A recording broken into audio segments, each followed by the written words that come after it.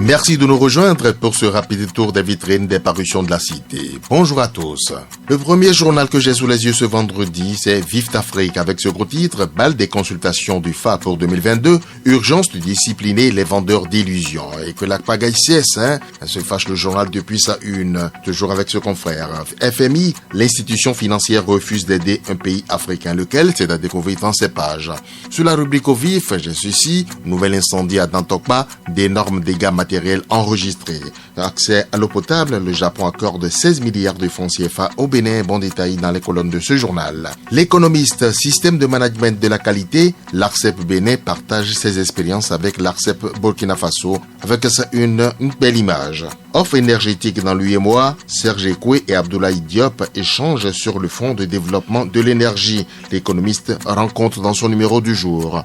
Retour des biens culturels, Jean-Roger Aoyo félicite les anciens présidents Soglo et Yayi. Un extrait de son texte, récemment écrit d'Agoudiema. Avant les obsèques de feu Rosine Vieira Soglo, le président Talon, au cours d'un séjour en France où son décès avait surpris son mari, le président Soglo, le président Talon donc aurait souhaité le rencontrer avec son fils Léali. Il lui a été opposé une fin de non-recevoir. Qu'est-ce qu'il y a, président Soglo? Qu'est-ce qu'il y a, Fofoni Sefor, interroge l'homme. Pourquoi ce qui ressemble à une haine tenace contre votre petit frère et successeur? Au nom de l'estime et de l'attachement que je continue à éprouver pour vous, malgré tout, je me permets de vous adresser cette prière pour vous demander de cesser ce que je considère, sauf erreur de ma part, comme un entêtement dans l'erreur. Je souhaite vivement que vous preniez de la hauteur pour revoir, dans le sens de l'apaisement, l'ensemble de vos relations avec le président Talon.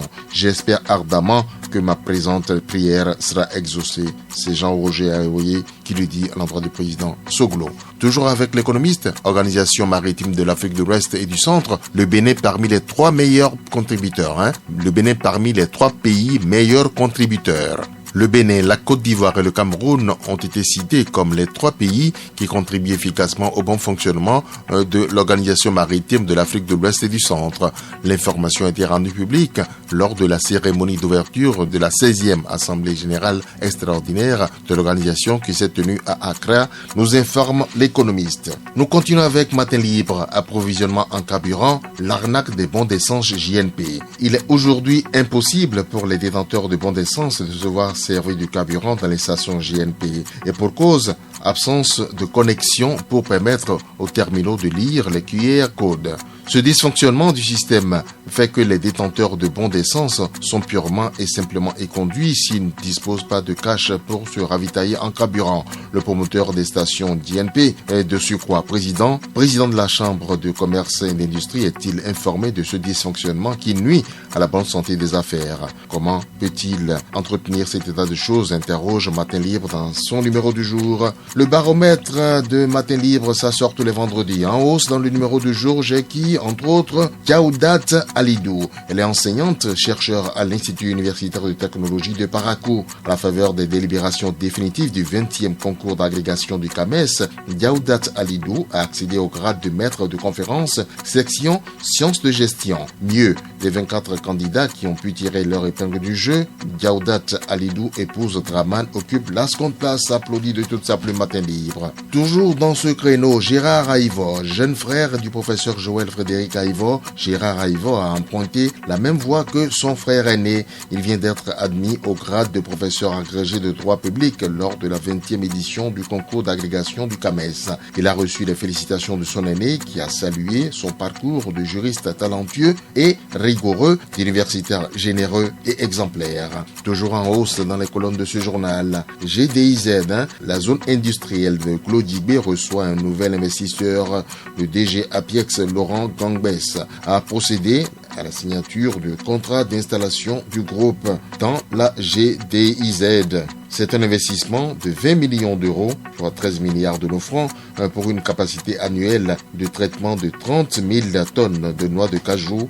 600 000 emplois directs et plusieurs milliers d'emplois indirects sont attendus grâce à cet accord, nous informe le journal. En baisse, dans les colonnes du même journal, nous avons entre autres Benjamin Humpati, le ministre de la Santé, actuellement au CNHU. Le scanner est en panne. Selon certaines sources, cette situation ne date pas d'aujourd'hui. Les patients sont contraints contraint d'aller dans une clinique privée pour faire les examens seulement. Le prix dans le privé est plus que le double de celui pratiqué au CNHU. Cette semaine sur le net, les usagers crient leur ras-le-bol et pointent un doigt accusateur sur le ministre de la Santé. Également en hausse, Igor Mikolenko, le commissaire de Toribosito. Igor Mikolenko a fait l'actualité sur le net cette semaine. Il est accusé de zèle pour ses contrôles inopinés de pièces de moto dans les bars et points de lavage de moto. Selon ses détracteurs, il va jusqu'à demander aux jeunes de prouver la provenance des sous ayant servi à l'achat de la moto, même s'il est dit que cette opération aurait permis de mettre la main sur des motos volées à Cotonou. La manière d'opérer n'est certainement pas la bonne.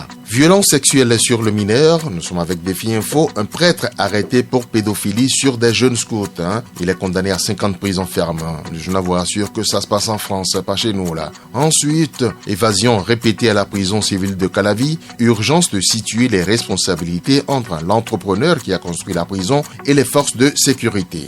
L'accroche, CAMES, 20e concours d'agrégation des sciences juridiques, politiques, économiques et de gestion. Le Bénin réussit le pari de l'organisation et s'en sort avec 10 nouveaux agrégés. Liste complète dans le présent numéro. Première édition du concours sur l'innovation en milieu universitaire. Le COUS-AC récompense la créativité des étudiants. Les 4 vérités, vaccins contre la Covid-19, les pays à faible revenu obtiennent une subvention de 150 millions de dollars. On convertit en CFA pour trouver juste un. Le Bénin lance 2 mois de campagne accélérée de vaccination dans ce cadre. Le Burkina Faso rouvre ses frontières terrestres et ferroviaires le 1er décembre, annonce ce journal. Maîtrise de consommation énergétique, le Bénin en phase avec les directives de l'UEMOA. Nouvel incendie au marché d'Antokpa, une buvette clandestine montrée du doigt. Le DG Armand Ganser réagit et annonce de lourdes sanctions depuis la une de Phoenix Info.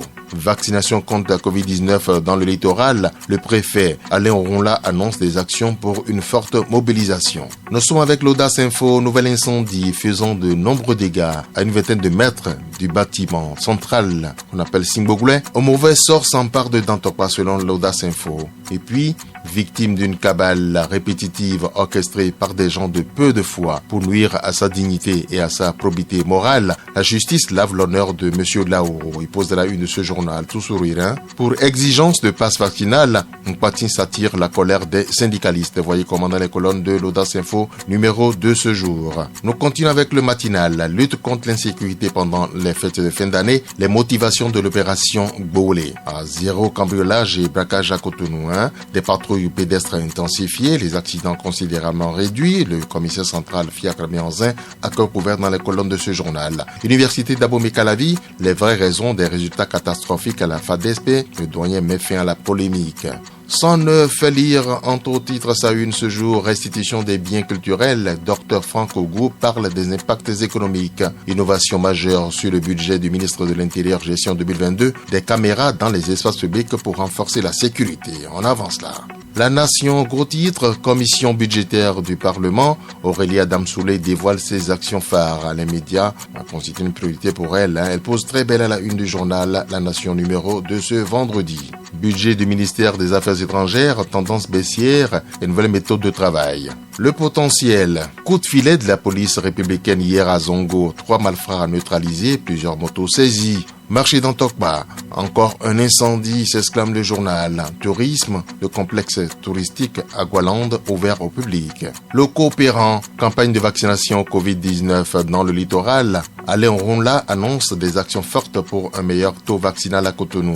Incendie au marché d'Antokpa, le DG Armand Ganser menace, mais quoi, la suite est à lire dans les colonnes de ce journal. Distribution d'actes de naissance sécurisés à Ifani, l'ONG Autre Vie délivre plus de 400 enfants de moins de 5 ans du statut de sans-papier. Le meilleur, Fédération camerounaise de football, Samuel Eto'o dépose officiellement sa candidature. Restitution saine et sauve des 26 reliques par la France, et si on remerciait le général Dodds, c'est ce que donne à lire depuis sa une et en rouge à sa une de meilleur. Et puis, pour une affaire d'inconduite, un couple propriétaire déposé en prison sur plainte de qui? D'un locataire. Les détails c'est avec le meilleur. Ici, point de plainte, pas du tout. C'est fini pour ce numéro. Merci pour votre fidélité.